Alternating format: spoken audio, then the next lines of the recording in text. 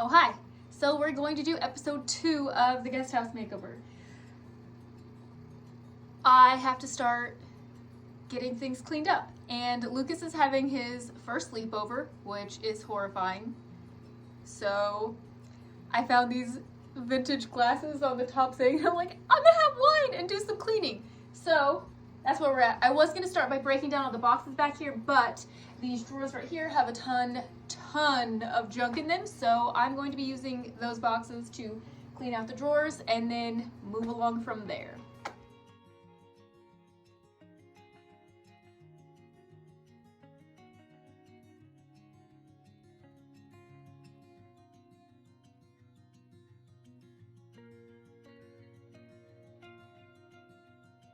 Alright, so I just finished the drawers. The very top drawer I'm not touching because it has utensils in it that are for the kitchen, so that one makes sense. The bottom two had movies, PlayStation games.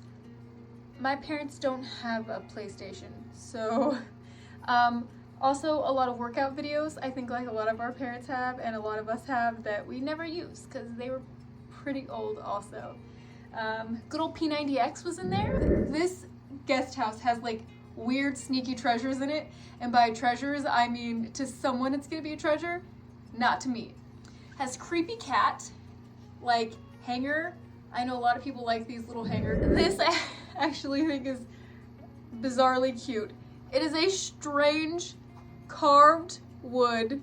Oh, I can't get it to focus. Will it do that? Yeah. Okay. Carved wood little squirrel eating a nut. It's not going to. It's a hook. It's a wall hook. It has the little thing here. I actually have these little plates to go on there. I'll put one of those on. Now that that's done, I'm going to start on the boxes over here and just kind of break down the ones that need to be broken down and clear out the ones that will have no use for anything else. And then I'm also going to start a stack kind of off to the side of the door there. There's an outbuilding that my mom said I can put everything in that does not kind of belong out here.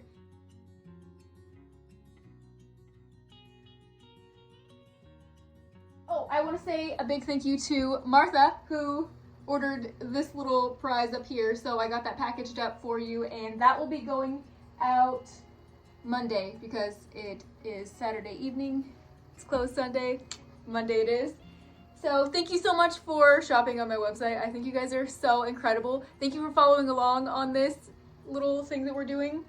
If you would like to shop the website and get something before it gets sold at the Great Junk Hunt, it is elegant-upgrades.com. That's where I put all my furniture that is large enough to be worth shipping, and then all the smalls that I use for kind of decor and staging and all that kind of stuff. So things kind of get run through back and forth on those. But okay, I'm gonna try and do a little cleanup situation, and I'm gonna be done for the night and pick it up tomorrow after I get some more boxes.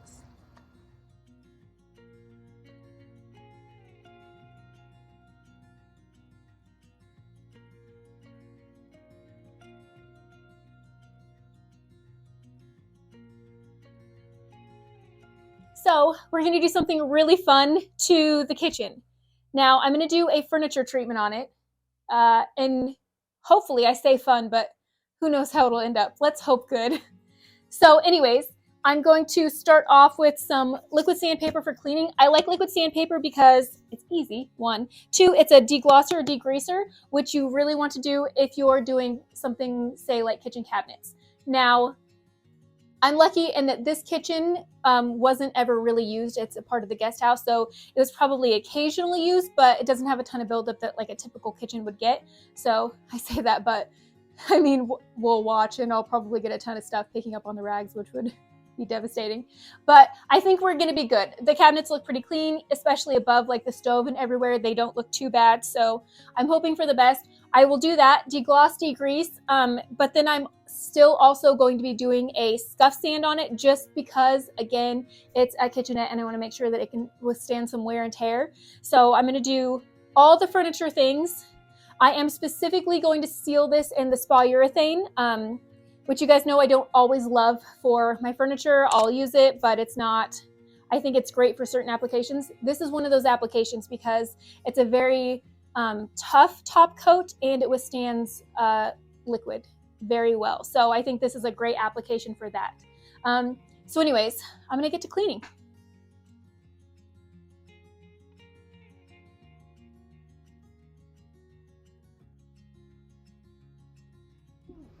Real quick, I just wanted to show you guys.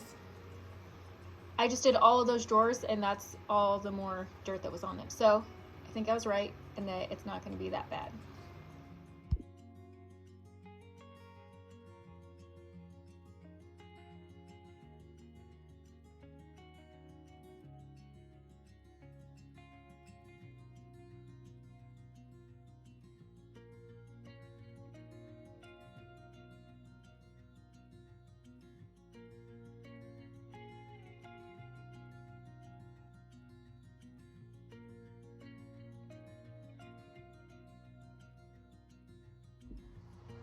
All right, so I got my stencil.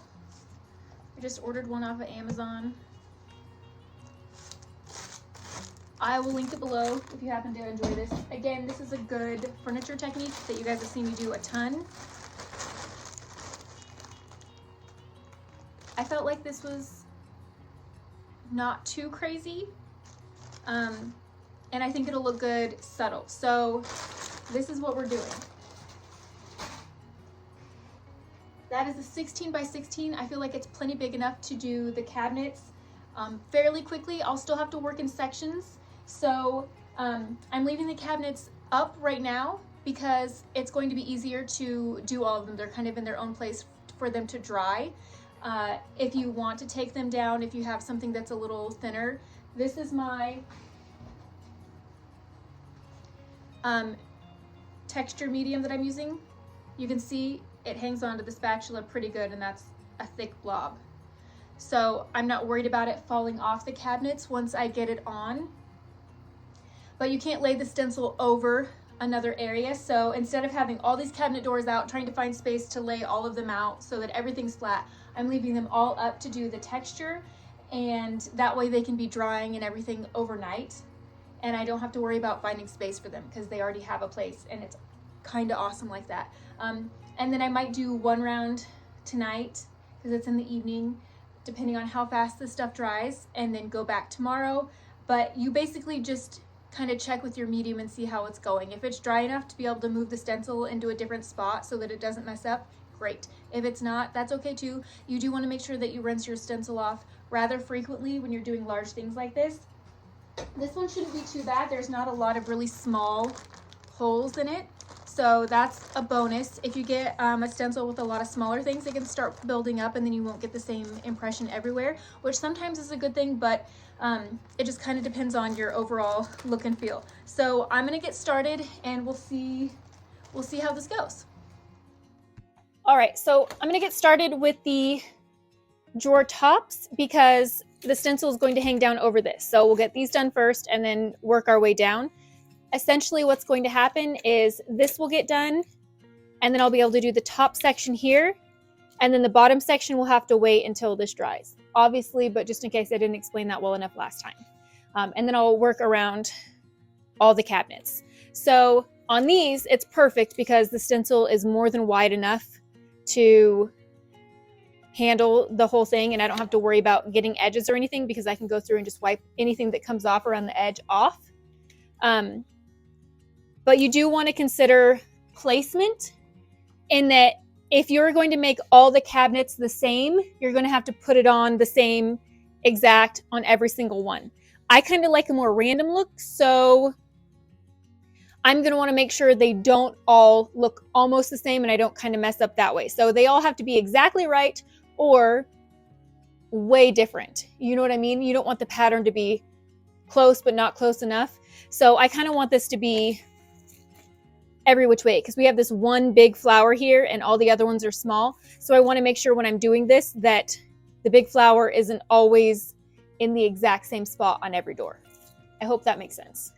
And then this one here, kind of a pain because they don't fully line up this way to this way. It's not quite wide enough, but if I turn it at an angle, it is.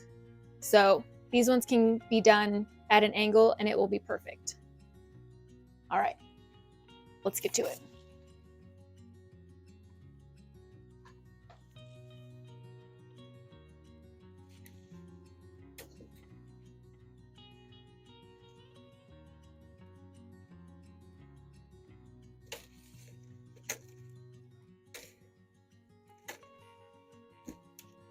Now you can kind of see I just kind of get a blob on the side and then I'll wipe it off and then you can kind of move it around from there. You can do tape if you want, if that makes you feel more comfortable. I find that this stuff kind of holds the stencil in place and it's not too big of a deal. Plus I'm going to have, you know, this is supposed to be kind of a distressed cottagey kind of layered up look. So I'm not worried about it if it's not perfect. I will actually like it more if it's not.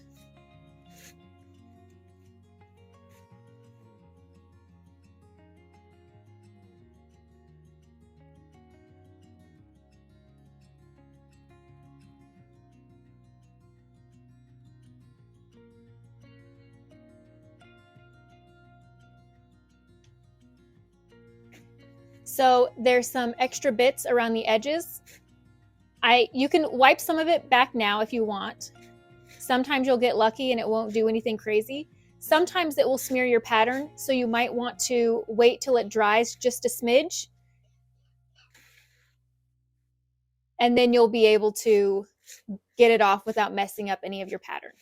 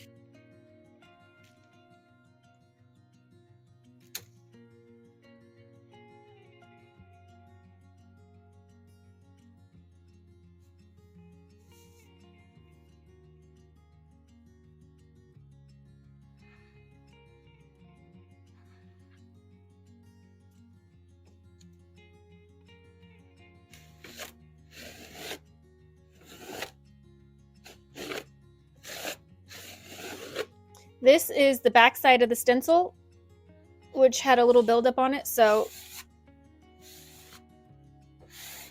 I put it against something flat and then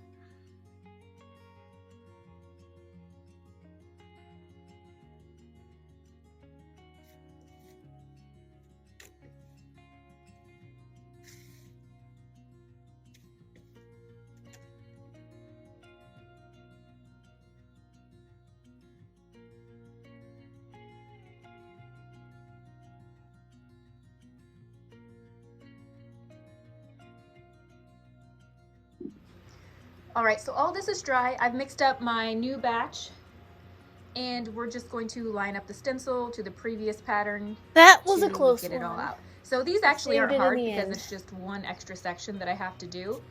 But the ones up top up there are going to be kind of a pain because I'll have to match the very top and then if you want it really thick, you layer it up. It's fine. It won't be difficult. If you want it more of a skin, you can do that too. These guys only needed one pattern. You can always build it up. Yay. All right, I'm gonna get matching. The easiest way is to figure out what way this flower went. It looks like this, the big one. So. And then also you can think about texture, like if you like seeing the striations that things leave, that makes a difference. If you wanted this to look more stippled, you could go over it with a brush, or you could even apply it with a brush, and that would leave a different texture as well. I mean, there's a billion different ways to do this. Because gaps are harder to deal with, but if they overlap a little bit, it'll look fine.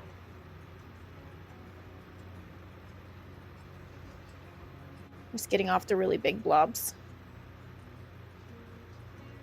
And these flowers are a little wonky anyways, so like I said, if they're not perfect, it'll still look okay. That looks about good. And then of course this lower line here, taking that off.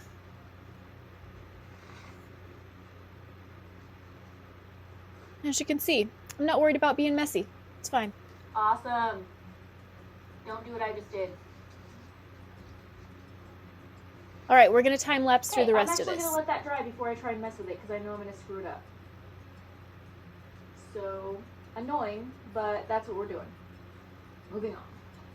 Oh, that's so frustrating. This is why a lot of people like to use tape. I like to make my life more difficult. Okay, so this one is facing the same way, right? Yes. Up there, so it's just gonna come down here.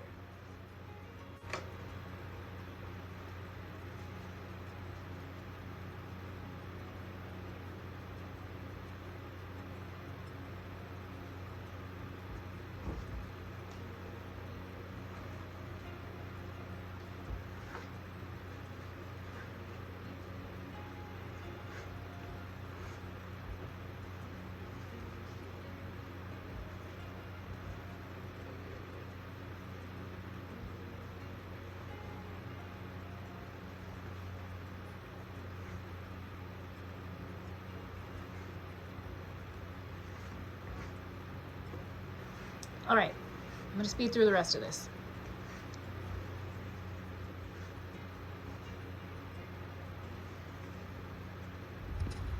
All right, so we've got all the raised stenciling done. This still needs to dry, so I won't be able to paint for a bit. Yeah. I know that it looks a little crazy and a little bit overwhelming. That's because there's contrast in the colors. So between the wood and the light color of the stencil, it looks really, really busy. It will not look like this once we get it painted.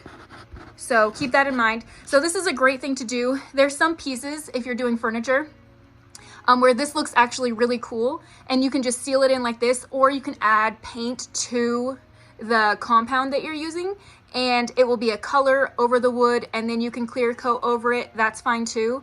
And that can sometimes look cool. Again, it can get overwhelming depending on the size of your piece, but if you wanted to go like this, like if you just look at it like this, it's not too much. It's like, oh, okay, that looks nice. But when you pull back and see the full thing, you know, it looks a little crazy. I think it looks very overwhelming. But like I said, once we get the paint on it, it's gonna look awesome.